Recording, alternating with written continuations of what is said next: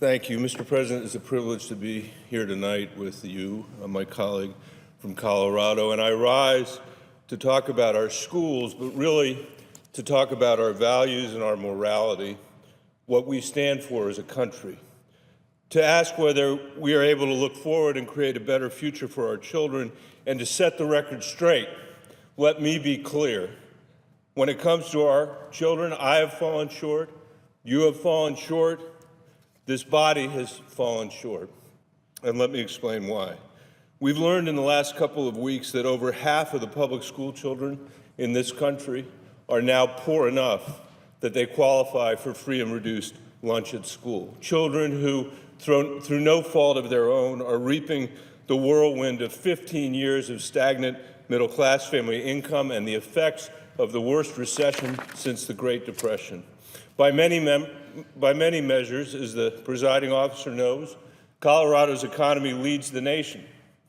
But even in our home state, we see more children living in poverty. In fact, the number of children in poverty is growing faster in Colorado than in most of the other 50 states. As a country and as a state, we are making a lot of progress on a number of dimensions, but we are headed in the wrong direction when it comes to our kids. That's a bad sign for any country, but particularly for a democracy that aspires to be the land of opportunity. You see, a girl in poverty in the United States is 5 times more likely to be a young single mother than a child from a middle-class family, and a boy in poverty is twice as likely to be incarcerated as his middle-class peers. Children from low-income families in this country are about 3 times less likely to graduate from high school. Someone from a family in poverty stands only a 9 in 100 chance of earning a college degree. Think about that, Mr. President. There are 100 seats in this chamber. There are 100 desks in this chamber. If they represented children living in poverty in the United States, that desk, that desk, that desk, those 3 desks, and 3 of those desks would represent college graduates. The entire rest of this chamber would be people that would never earn a college degree or its equivalent, and who would be constrained to the margins of our economy and the democracy as a result after that. Interestingly enough, Mr. President, the equivalent number for children in the top quarter of income earners is almost 80 out of 100. So 80 of these deaths, if it's from a more affluent family, 80 of these deaths would represent a person that graduated with a college degree, or its equivalent. 20 would represent people that had fallen short. 9 poor children with a college degree. In other words, in a way that is profoundly at war with our founding ideals, poverty breeds deeper poverty, lack of educational achievement breeds deeper academic failure, and broken families are the surest predictor of more broken families in the next generation and the generation beyond that. This is a sentence of unequal opportunity for all poor Americans, no matter the color of their skin. It is a generational sentence for 7 out of 10 children who will remain at the bottom of the income scale their entire lives. Are there people who defy these odds? Of course there are. As superintendent of the Denver Public Schools and in this job, I've met scores of children who have overcome the odds, sometimes alone, but often also with the help of a parent who wouldn't quit, a teacher who wouldn't take no for an answer, a former gang member whose sworn duty is to keep young people out of gangs, a philanthropist who insisted that Denver's kids would go to college. In these exceptional children, I've seen the indomitable nature of the human spirit persevere against all odds, and have recognized how little I and most of us have achieved by comparison.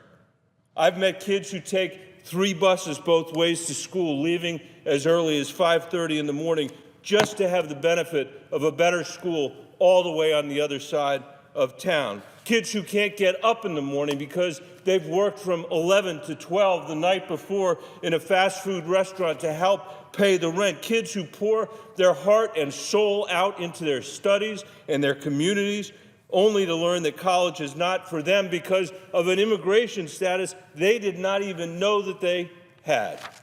I've met kids who are the primary caregivers for younger brothers and sisters, who are taking care of ailing parents and grandparents, who have made it to college for the first time in their family's history, who are that 9 in 100,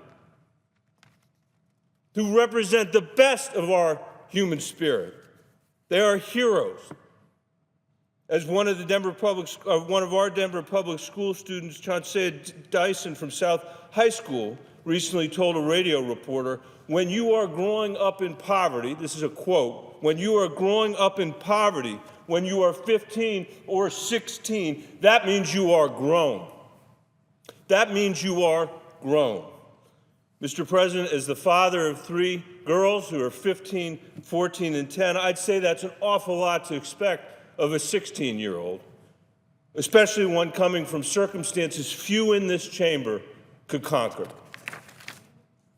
And my point here is that while there are many heroic people in our schools, kids, teachers, principals, succeeding in our school system today, heroism is not a standard we tend to count on for the success of human enterprises. We simply can't scale heroism. I wish we could, but we can't, to address the scope of our achievement gap. It's too much to ask. And it's not fair to our kids who have no control over the circumstances of their birth. I don't think there's one member of this chamber that could come here and say that's not true, that a child can control somehow the circumstances of his or her birth. Because one of the enduring truths of being a human being is that we don't get to choose our parents. We don't choose to be born into a home of wealth or poverty, a home that values books or learning, or a home which, for whatever reason, does not. That's a matter of good and bad luck. And yet those circumstances, beyond our children's control, absolutely beyond their control, today almost always determine educational outcomes in the United States of America. And so the question is, Mr. President, what is our obligation? What is our obligation as a nation to remedy the burden of bad luck for millions of American children? I believe at a minimum, it means we have a moral duty to assure that our less lucky children have educational opportunities that let them make the most of their God-given potential. That's certainly what I would want for my own daughters. If we're honest, Mr. President, then by any reckoning, we are failing to meet this moral duty today, and I would say failing very badly. And if we ask ourselves why we're failing to do our duty, how can this be? In my mind, it comes down to a sad and simple reality. We are treating America's children as if they were someone else's children rather than our own. To demonstrate this, let's consider what conditions we've allowed to exist for a child born through no fault of her own into poverty in the United States of America in the year 2015. We know that by the age of 4, she will have heard 30 million fewer words than her more affluent peers. 30 million. Ask any elementary school teacher in the country whether that will make a difference in how prepared she is for kindergarten. Fewer than half of poor children start school with the skills that they need to be ready to succeed in kindergarten. Every elementary school teacher in America knows that. What are the odds that her neighborhood school will meet her needs? How about a school a mile away? How about a school 5 miles away? Not likely in many American cities and rural communities. When she reaches the 4th grade, her odds are no better. She is 9 years old, and there are 30 children in her classroom. On average, 24 of her classmates cannot read at grade level, 24 out of 30. Her chances of being a proficient reader, 20%, 1 in 5. 1 in 5 poor children cannot read at grade level in the 4th grade in the United States of America this week, today, this year. Would any of us accept those odds or outcomes for our own children? Would any one person in this chamber accept that? Would you still be in Washington, engaged in the Potemkin debates that we're having, if your child couldn't read by the 4th grade? Of course not. Of course you wouldn't. But we act as if it's not our children that are the casualties. And so we smile and we stroke our chins on the cable TV and pretend this is all somehow out of our hands, too hard to solve, someone else's problem. Here's where it ends. In this knowledge-based global economy, this unforgiving global economy, only 9 out of 100 kids, as I said, in poverty will graduate with a college degree or its equivalent. 91 will not. These are the results we have produced for our children in this unforgiving global economy. But for once, let's put aside the finger pointing and the blame, although I think we should take our fair share of the responsibility. Let's ask instead the questions our children might reasonably ask to judge their nation's leaders. For example, they might ask, why do we trail behind 35 other developed countries in our math scores? Why does the United States rank 20th in increasing educational attainment from one generation to the next? 20th, least likely to country to produce more educated people coming after us than were before us. Why are American children much more likely to be stuck in the economic class into which they're born than children in at least 12 other countries, including Canada, Japan, Germany, Australia, and Denmark? These seem like reasonable questions. You wouldn't know these were on anybody's mind around here with what concerns us on this floor, but I can tell you it's of concern to people at home. Why are we consigning, they'd ask, our children, ourselves, to a social and economic framework that is increasing, not decreasing inequality in this country when other countries in the world are headed in the opposite direction?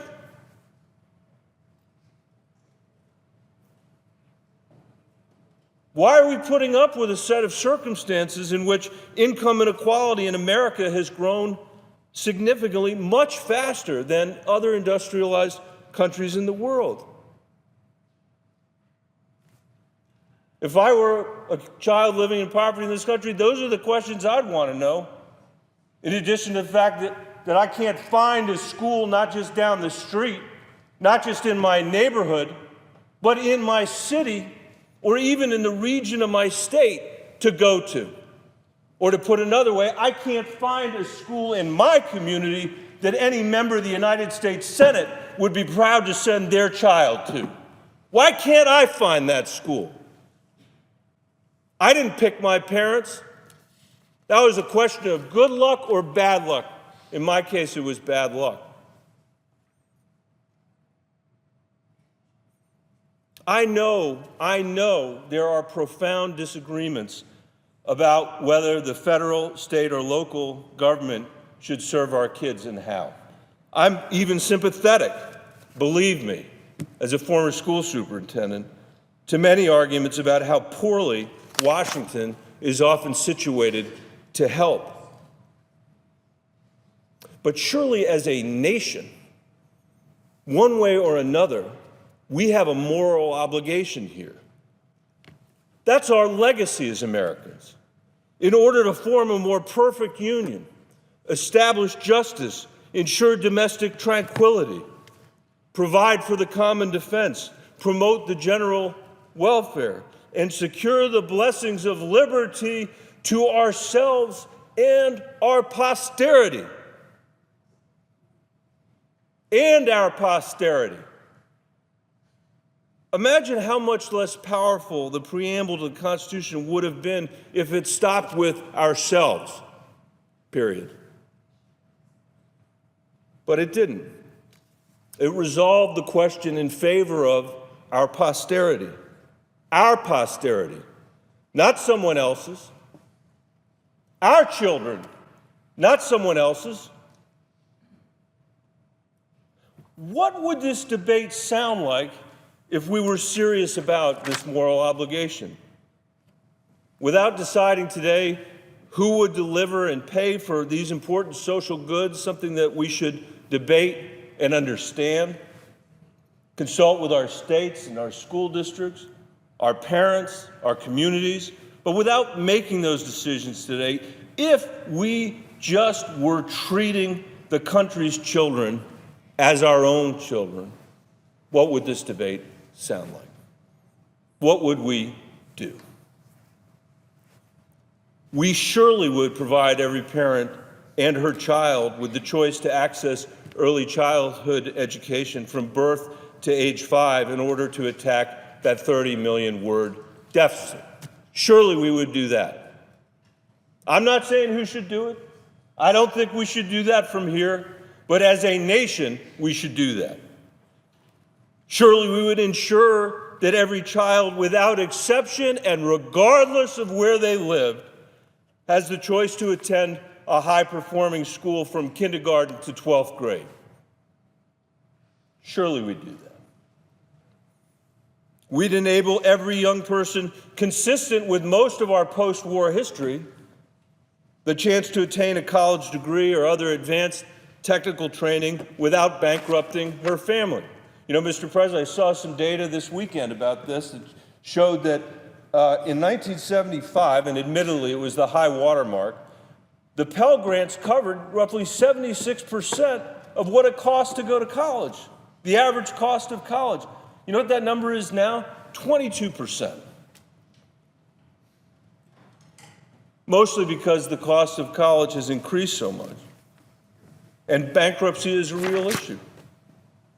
These goals, early childhood education, a great K-12 school, affordable college, might seem obvious and even unimaginative to many in this chamber, but that might be because we take them for granted for our own children. Of course, we'd want high-quality early childhood education. Of course, we'd want a high-quality K-12 school. Of course, we'd want to have our young people have access to college without bankrupting our family, and that's the experience of a lot of people in this chamber.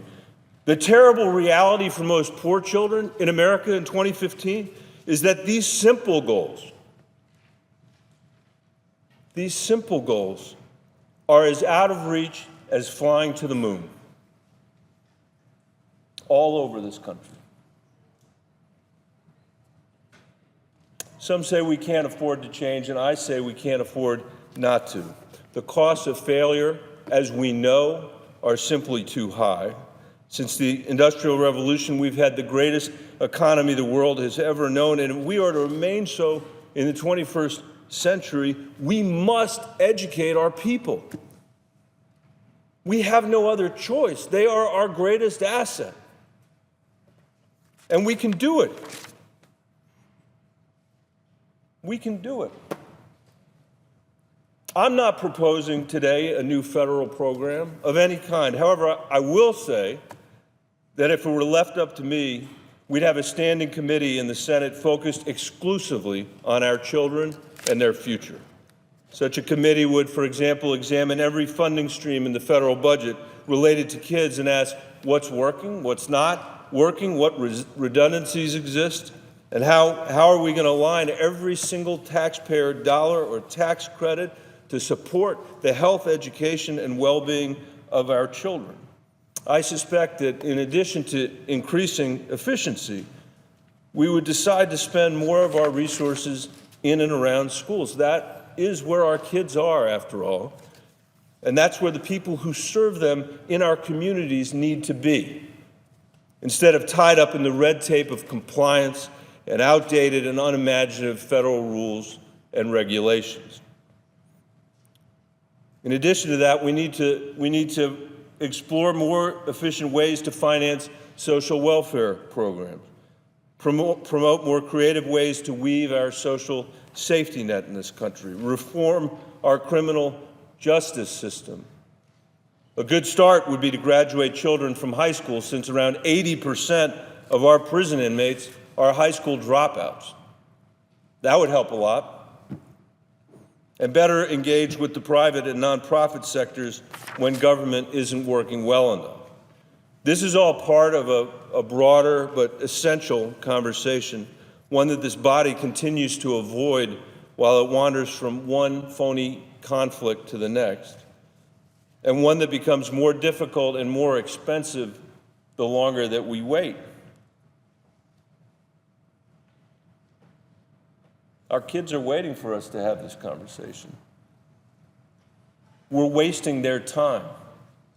It's one thing for us to waste our own time, although the capacity for doing that around here is beyond belief.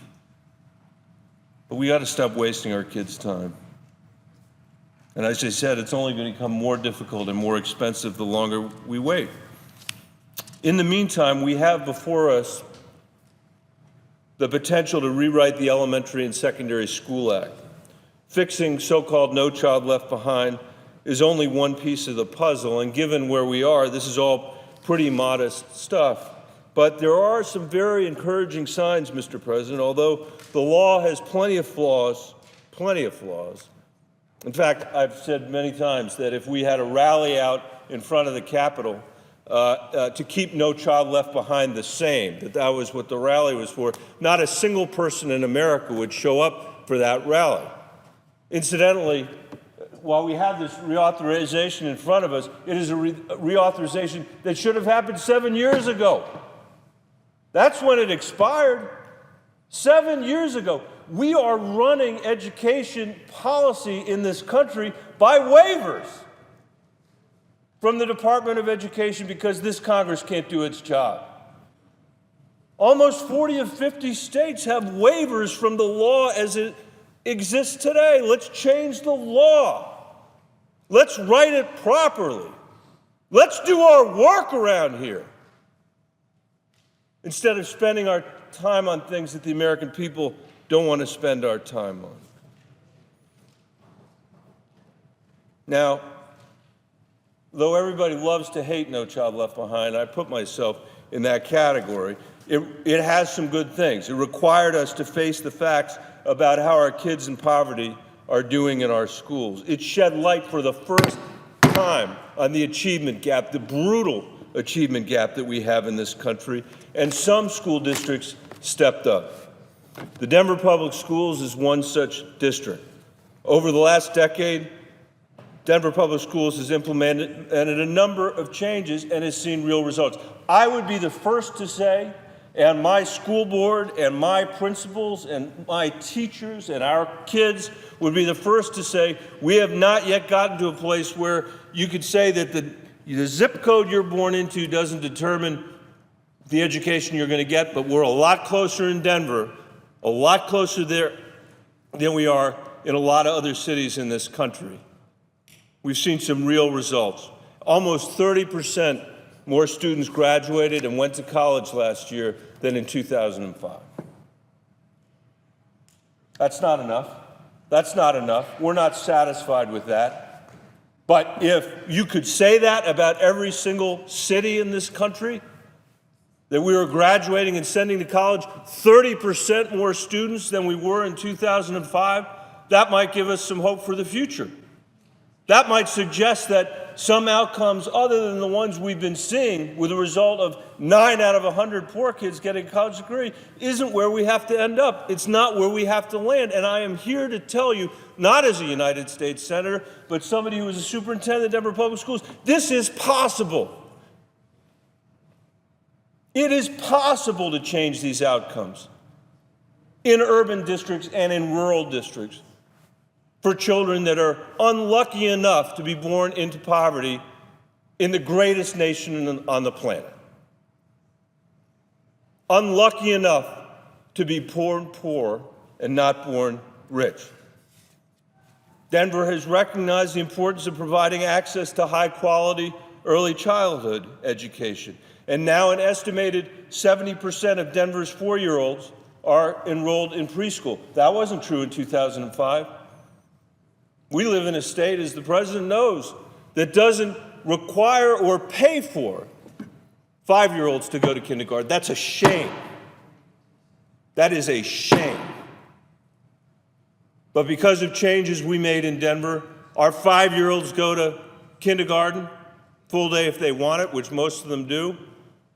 And 70% of the 4th graders in Denver have early childhood education, not all delivered by the Denver Public Schools, but by other providers as well as the Denver Public Schools. And this seems to be having an effect as kids who attend the Denver preschool program track higher in school readiness. They know more about the alphabet, words and books, have a higher vocabulary, and are able to comprehend basic math. And in kindergarten, 1st and 2nd grade, they show better literacy and math skills than their peers. The dropout rate in Denver has decreased since 2005 by 60%. By 60%. Incidentally, the teen pregnancy rate has also fallen by 60%.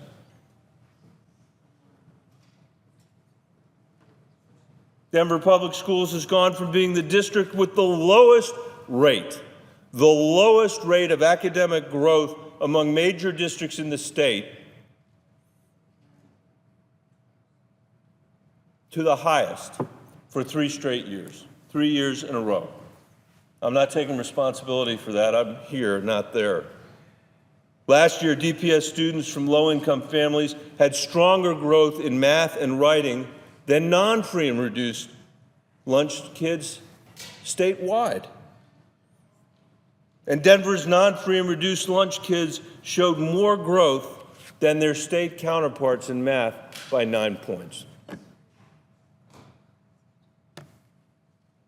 This was once labeled the failing school district in our state. But because of the data that we have as a result of No Child Left Behind, we can actually see what's happening, which kids are growing, which kids are not, which schools are driving growth among kids and which schools are not. You can look at a map of our city and find a school that looks just like your low-performing school, and find a school just like it with the same percentage of free and reduced lunch kids where kids are succeeding beyond their wildest dreams. And then what a parent can do is say, I want that school, not this school, for my kid. And because we have a robust system of choice in Denver, parents are able to take advantage of that data. And we simply wouldn't have had the proliferation of high-performing charter schools if it hadn't been for No Child Left Behind. And in addition, Denver's gone beyond that. We have 33 innovation schools where teachers and administrators have the flexibility to modernize their teaching practices and have more autonomy to make decisions at the school level to better meet the needs of individual students. And it's not just Denver, Mr. President. We've seen progress all across the country. Not enough, not remotely enough, but we've seen progress, and we cannot go backwards. In the 3 decades prior to No Child Left Behind being passed, 30 years, the average 9-year-old's reading score on the National Assessment of Educational Progress increased only 4 points. 4 points.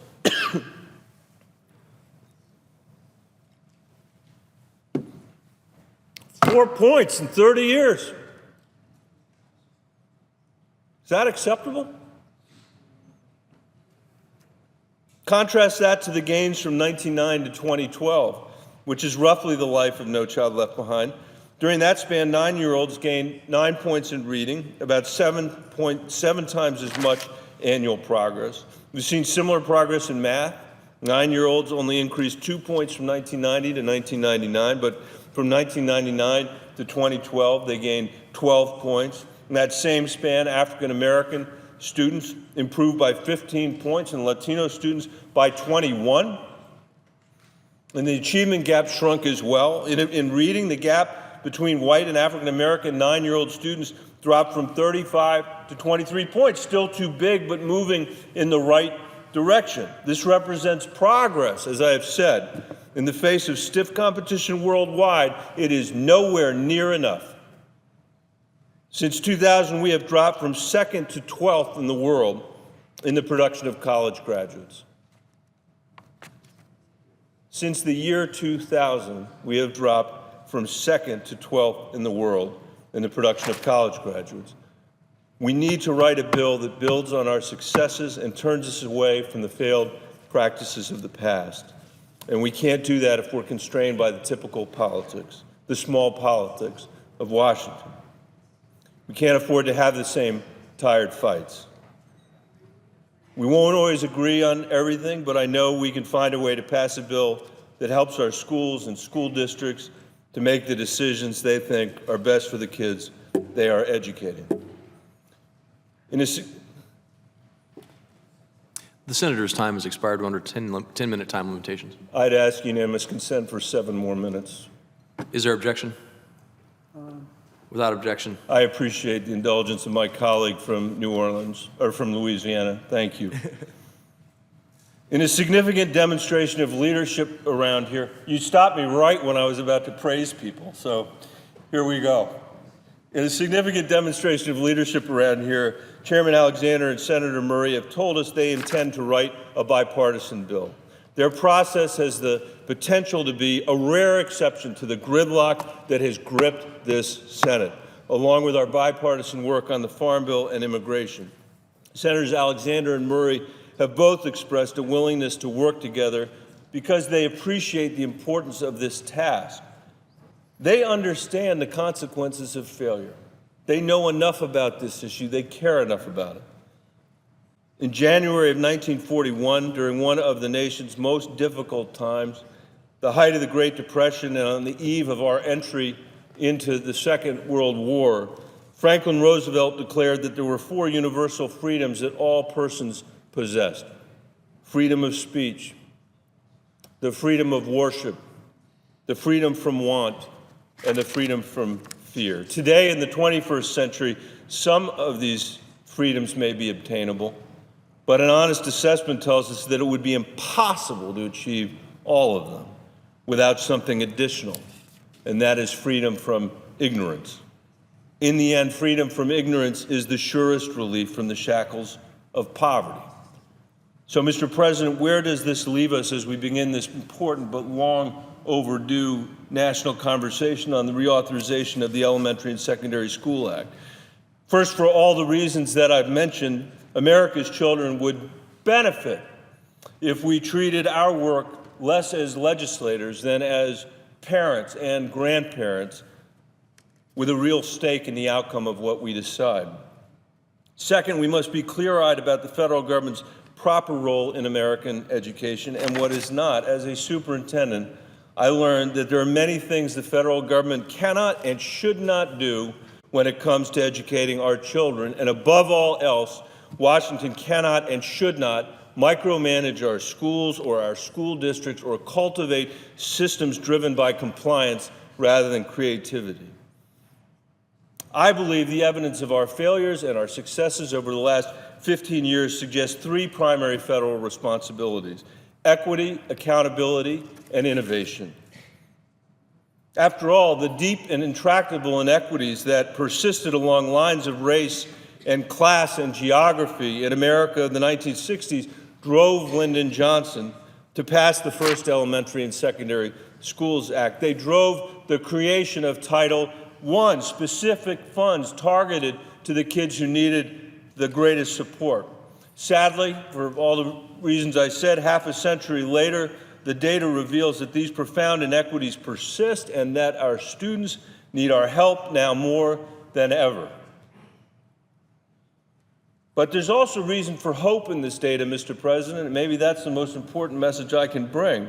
We now have evidence that sustained support can make the difference in closing the pernicious gaps that remain for low-income kids around the country. Our deep commitment to equity, therefore, is as important today as it was in 1963. This means not just committing Title I resources, but continuing to expand efforts to open the best schools and attract the best teachers and principals to our community in the greatest need.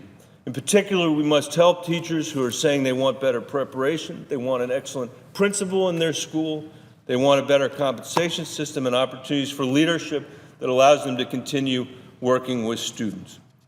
At DPS, we've made some strides, created the Denver Teacher Residency Program, and introduced differentiated pay.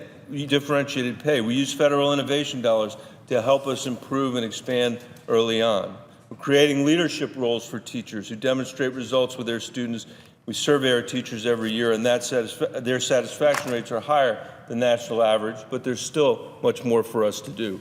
Second, those of us working in the field know that we must have a clear shared system of accountability, a system that allows us to monitor, understand, and improve outcomes for students. This requires annual assessments that monitor progress and growth across all our cities and states. It requires breaking down data to show how and if we're closing the gaps for all students in our school districts. And it means requiring that states take courageous action to turn around those schools that consistently fail our children. That is not just about paying attention to how we're serving our low-income students in Detroit or Denver. It means examining how well we serve our historically disadvantaged students, even when they live in some of the most advantaged neighborhoods. As we do this, we need to work to reduce the amount of testing in our schools. As the father of 3 daughters in the Denver public schools, I'm concerned about how much they're tested. But as their father, I also want to know every year how they are doing against a set of rigorous standards and compared to kids in Denver, across Colorado, and around the world. Will they be ready for college? Do they have the skills they need to succeed in this global economy? Third, we've learned over the last decade that there is a vital federal role when it comes to innovation in our schools. We can help provide the preconditions for success by providing incentives for educators on the ground to apply their own creative thinking to address our most persistent educational problems. I say to my colleague from Louisiana through the chair, I am coming to the end. I'm coming to the end, and I owe him 10 minutes whenever he'd like it. I thank him for his indulgence. We will never solve the challenges our teachers and students face from Washington, period. We will not do it from here. But we can help local leaders break free from a status quo that will never succeed for enough of America's children. We should help identify the challenges, provide resources to local educators to overcome them in the context that works best for their communities and their students, and we should continue to be the clearinghouse that gathers these stories of successful innovation, provide the resources to invest in scaling what works and sharing these practices across communities and states. Equity, accountability, innovation, that is our charge and the commitment we must keep if we're to build an America where we treat every child as if she were our own. As a parent myself, I am well aware that the first responsibility any parent has is the education of her child. I'm also aware that many people believe that a bad education is just one more outcome produced by corrosive poverty in this country. Fix poverty and you'll fix education. Maybe so, but that's cold comfort for millions of children in our schools today. In the end, we have a duty as a nation to ensure that education liberates our children rather than reinforces the circumstances into which they were born. In that sense, Mr. President, in that sense, America's children are our children, our responsibility, not someone else's.